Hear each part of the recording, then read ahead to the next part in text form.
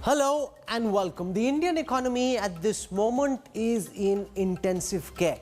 What's the best ventilator that can help the Indian economy revive and come out of ICU? We focused a lot on the coronavirus problem and the medical solutions which are being worked on. But what are the economic solutions that can possibly be considered? The government at this moment contemplating stimulus 2.0. What form should this stimulus take? What does India Inc. need to ensure that not just can we save lives, but also livelihoods? Joining us on this India Inc. virtual brainstorm, I want to welcome our guests for this broadcast, some of the sharpest voices from India Inc. I want to start by introducing Dr. Pawan Goenka. He runs Mahindra and Mahindra. Flanking him is Chandrajit Banerjee, the big man at CII, Director General of the Confederation of Indian Industry. Also with us is Ajay Singh, who runs Spicejet. So we've got a cross-section of industry represented. What I want to do is show you how different research agencies and banks are revising the estimates for the speed at which the economy is going to grow. This is being considered the biggest depression in the economy since the Second World War. So let me take you through some of what the data is showing at this moment, and then we can try and get a sense from our guests of what they believe needs to be done to try and revive the economy. If you go through data that's come from Goldman Sachs, Fitch, Standard & Poor's, CRISIL, Moody's, everyone is suggesting that the economy is in for a really rough time. Here is Goldman Sachs' estimate. The earlier estimate was that the economy, which in any case was slowing down and growing at only 3.3%, that rate could fall to 1.6% in the current year. After this, let's look at what Fitch is saying. Fitch rating says that the earlier forecast was 5.1%. Now they're revising their forecast down to 2%. Here is Standard & Poor's, which earlier estimated that the economy would grow at 5.2%. They brought that down to 3.5%.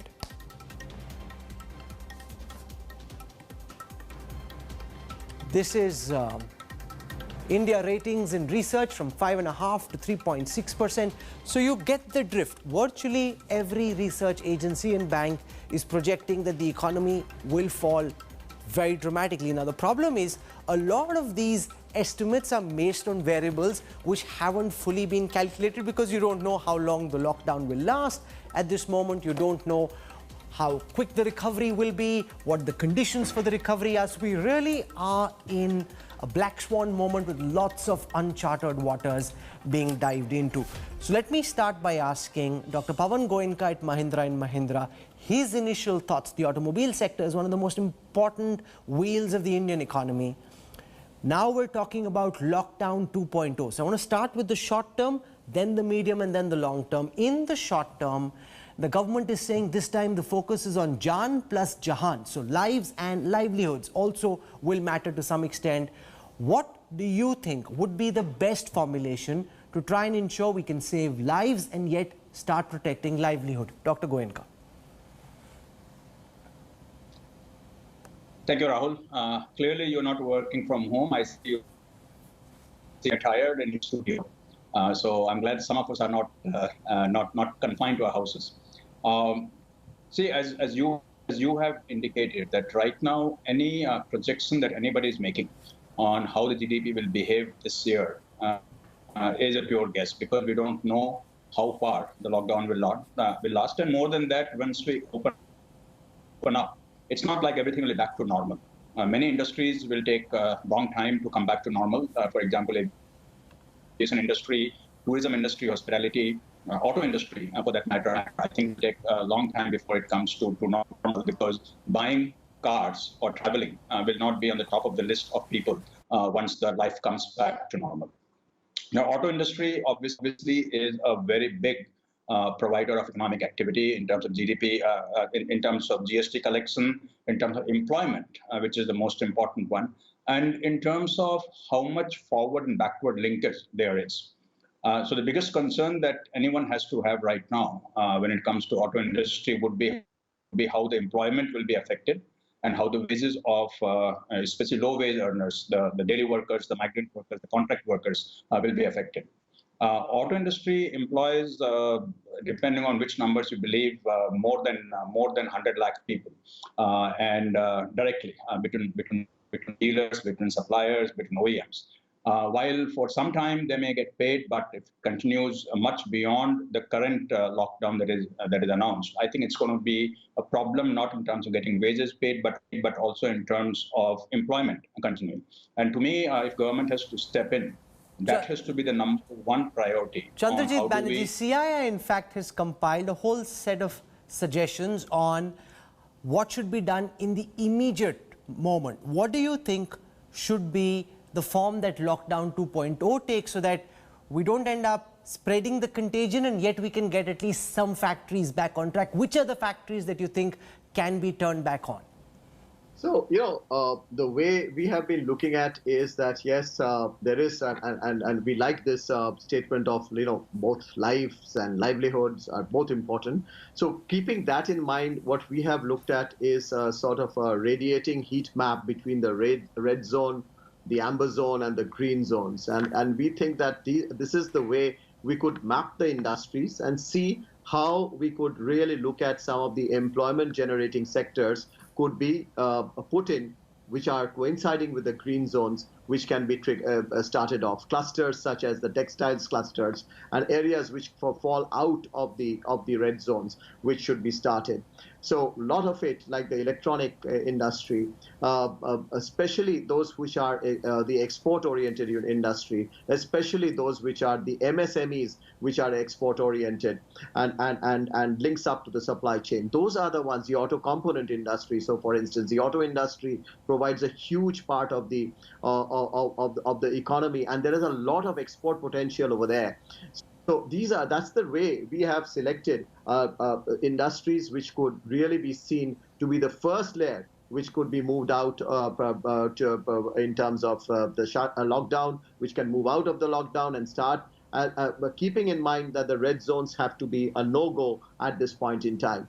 Coinciding with this phasing out of the lockdown, we also would need to see a very strong economic package coming our way, which would help industries to really sustain itself, and that's going to be critical. And as we know all, that the situation is extraordinary, and we really require extraordinary approach to see how industries can cope up. Okay, with so this now the one challenge. sector that's most impacted and where every single person, including me, would have deep concerns before boarding the next flight is the aviation sector, because a lot of the virus spread because of travelers coming from one place to another. And now if there's somebody sitting next to me when I'm flying next, whenever that happens and I don't know, Ajay Singh, whether it's on Spicejet or any other airline globally, the traveler is likely to be deeply concerned. How do you see the aviation sector emerge from this? Let's just start with the immediate moment. Well, at this time, of course, the priority is to make sure that we rid ourselves of this virus. And therefore, we support the lockdown that this government has imposed on the country. I think we've got a lot of appreciation for how India has dealt with the COVID crisis. Yeah, so I think that India's got a lot of appreciation the way that the country has dealt with this COVID crisis, and we are very happy about that. As far as aviation is concerned, this is the most impacted sector in the world at this time. And you've seen what other countries are doing to try and help airlines in their countries. From the US, which has given a $50 billion stimulus to the aviation space, 25 billion in grants, 25 billion in loans. Germany, Singapore, the Middle East, all these countries are trying to ensure that the airlines, which are such an integral part of their economies, are not just going to disappear. So it's going to be, it's tough, and we are hoping that the government can support us. But having said that, there's also an opportunity, we believe, in this sector to try and fix the structural problems that we've always had, that we've had for years.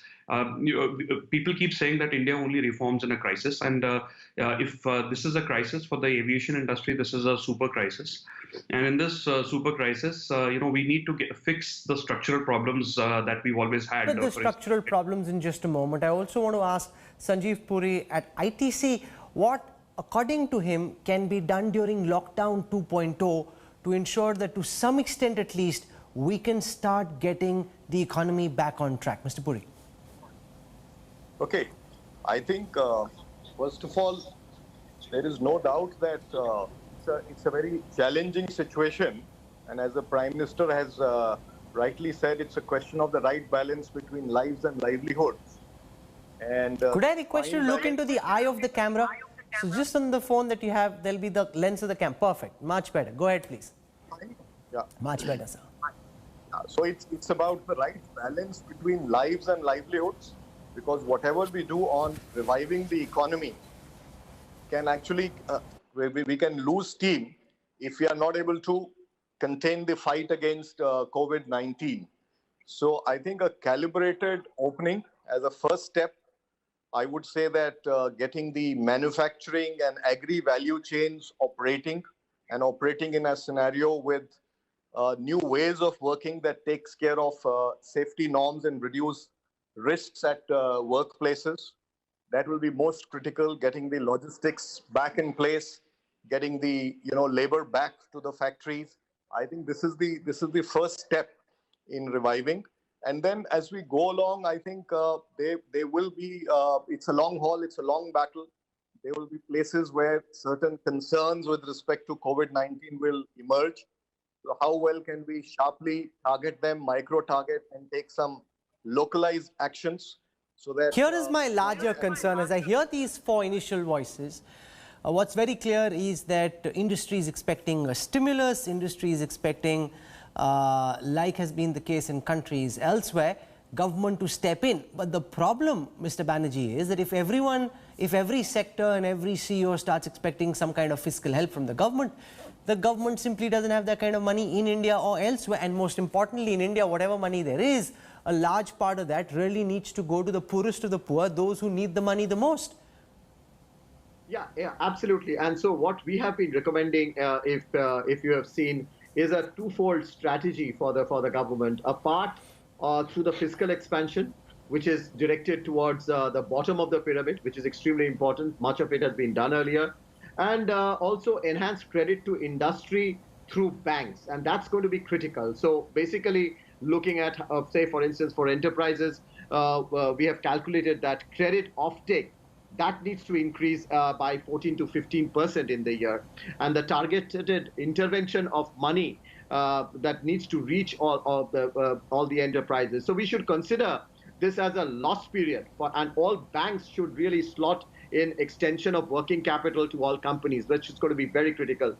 Small, medium, large, all. And this can be considered at a rate of, say, 3 months on the wage bill. Say, for instance, that's something that we are talking about. And the interest rate should be set around 4% or so. And the loan should be guaranteed by the government in case business losses due to the COVID. So the RBI can provide a refinance guarantee as well. So there are different ways. So it cannot be, see, this is an extraordinary time. We should not finish all our resources at one go. It has to be graded. We need the intervention of the government today. We will require it again 3 months down the line. So we must be cautious in the way in which this fiscal... one of the things the government has said and would be of deep concern to everyone watching is that there should be no job losses. Now, industry is badly hit, Dr. Goenka. Some of the companies have publicly announced that they will not be laying off people at this moment. But we know, especially in the more unorganized sector, in the small, medium enterprises as well, there are lots of layoffs happening, as also in some big companies. How do we ensure that as few jobs that can be lost are lost? How do we ensure that as many people who can have jobs continue to have those jobs despite people like you taking the hit that you are? Rahul, you're right in saying that the announcements that have come from large OEMs, large companies, right? These are not the companies. Majority of jobs in automotive industry, for example, there are more than 15,000 dealers in India, 50 lakh people. Now, you cannot really imagine the dealerships being able to pay their employees for much longer because labor cost is about 5% of the total cost of the total revenue, and they really cannot sustain that. So somehow, in suppliers, especially smaller suppliers and dealers, is where the big problem is going to be, and that's where the big employment is. And that's when I started saying that that's the biggest problem. And now, even though we know that government's finances are stretched, this is some place where government has to step in to save jobs and to save wages for low wage earners, as most countries have done. How can government save jobs? What can governments do? Government is already deeply stretched. It's not as if our revenue situation was in the pink of health even before this. Sanjeev Puri, is it even fair to put all the onus on the government? A lot of big companies have said they won't be laying off, but that doesn't apply to others in that value chain. How can we try and ensure that there is minimum disruption to jobs? See, as I was saying earlier, first it is more important to see how we can revive economic activity in this challenging environment whilst taking care of safety of people, because that's the best way to sustain jobs, particularly in the small and medium enterprises and in the informal sector. Having said that, that alone will not be sufficient, and some support will definitely be required, because there will be sectors that will be under deep stress. They will not have the capacity to do it, right? So I think the first step we have to take is to get the agri and manufacturing value chains to start operating at whatever capacities they can in this challenging environment, in whatever demand situation permits. And then where there are still stresses, whether it's through management of liquidity, working capital, or certain options like Chandrajit was saying, I think step by step we'll have to take it and revive it. It'll have to be a combination. Industries have to do their bit, and I think it'll have to be a joint effort, because there will be sectors that will be under deep stress and will certainly require support. Now, one of the sectors that's under deeper stress is the aviation sector. How many jobs have been lost, Ajay Singh, in the aviation sector so far? What is your strategy to mitigate job losses at your own airline and in the aviation sector in general? As you know, our revenues have come down to zero. There is just absolutely no flight, except of course for the ones that we are flying some relief flights, and we are taking cargo, to different parts of the country and the world. So Spicejet still has some revenue, but for the most part, the revenues in the aviation sector have come to zero. That's clearly not a sustainable situation. We also have, lease rentals that we have to pay for our aircraft. Most airlines have aircraft that they have taken on lease, and those have to be paid for irrespective. So our fixed costs are relatively high, and for that, we will need some support. Without that, of course, there will be job losses in the aviation sector. At this time, I think what most people are trying to do is to send people on leave without pay, so that there is no job losses per se. And as soon as the sector starts to come back, and as soon as the flights start to come back, those people are supposed to survive, Mr. Ajay Singh. The fact is that you still have some reserves that you're sitting on. Most companies do. If you ask a young person with a wife, a family, a child to sit at home and say we won't pay you for the next 3-4 months, we don't know what that period is, but for the foreseeable future, how are they supposed to survive?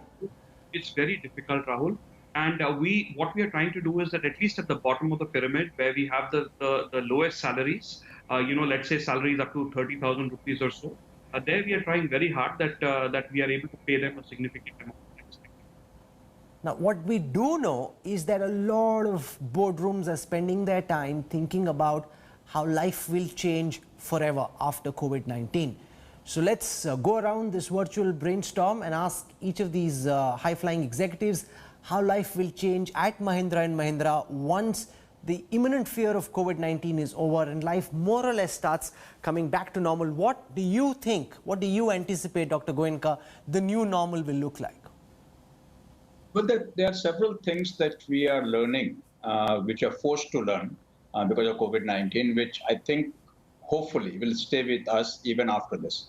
Number one is work from home. And it was generally thought that in a manufacturing industry like Mahindra, it is not practical to work from home. And of course, we cannot make cars and tractors working from home, but a lot of the work can be done from home, and that might change, where a lot of us will get some time working from home. And that's going to have a lot of benefit, because the traffic congestion, the use of energy, all of these will go down. Second is that we are realizing that a lot more can be done without traveling than we thought was possible.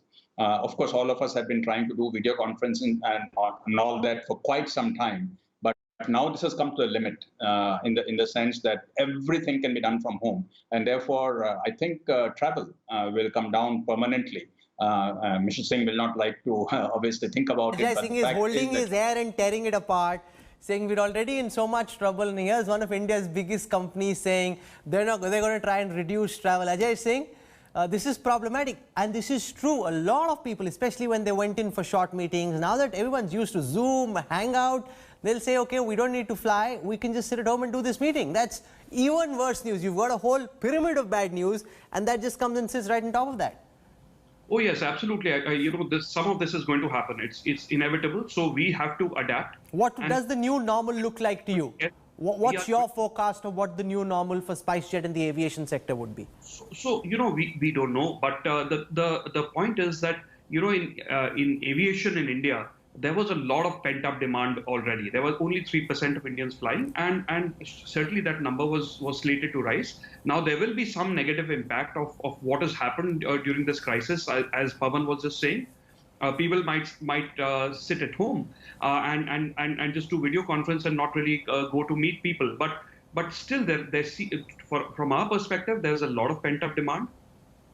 We do have to prepare for a new normal, which will mean that we need to bring our costs down on a more permanent basis. We need to negotiate with our aircraft manufacturers, with our maintenance people, and with all the airports, and try and bring costs down. We also need to make sure that all the structural costs that have been built in because of an inefficient system in India, like not having ATF under the GST regime, having airports charging us a whole lot of money for services that are not really rendered to us. Those issues can be fixed. So we'll have to get the cost down, and we'll have to be prepared for lower revenues. Ajay Singh's best hope is that the government has to step in and try and bail out the aviation sector. Sanjeev Puri, your group runs some of the country's biggest hotels, FMCG, packaging, agri, information technology. What is your internal strategy telling you? What does the new normal look like at ITC? Sorry, Rahul, I couldn't hear you clearly. Could you repeat the question? How are you seeing the new normal evolve? Once COVID-19's imminent threat is over and you see life coming back more or less to normal, what will that new normal look like to you? Okay, so there are, you see, the impact to various sectors is different. So just like airlines, the hospitality is going to be hit the most. Lesser travel is of course going to make put additional pressure. But I think there will also be opportunities as we go forward, because as we settle down, because India is a market that is growing. We have a temporary setback. Things will come back. I think we can also try to promote a lot more domestic tourism. We have a lot of outbound tourism from India. So we have to reimagine that and look at alternatives. We have to provide a new service pack that feels guests are safe in our hotels. As far as consumer end is concerned, I do believe that staples will be less impacted, and they will, over a period of time, start getting back to normal. Discretionary categories could see some changes. We'll have to be agile to it and change our mixes as we go along. Things like paperboard, packaging, agriculture, I believe they will all come back over a period of time. In the short term, there will be some muted demand, but I do expect they will come back because India is a consumption-driven market. It's a setback. It's a large setback that will take quite some time for us to get over it. Maybe a year, maybe longer, depending on how severe the impact is. But ultimately, I think these sectors will bounce back and start getting back to growth over a period of time. Okay, a lot of what CII does is meetings. You're bringing people together and nobody wants to come. So you're also planning to do the next big meeting on Zoom or Hangout. Mr. Banerjee, what looked at from a pan-India Inc. perspective, what does the new normal look like to you?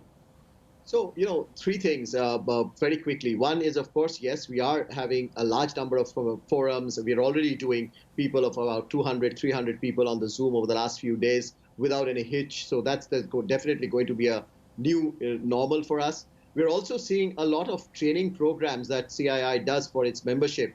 a lot of training programs. Online courses have become very popular in the last few weeks. A lot of training programs which relates to be it quality, be it energy, and so on and so forth.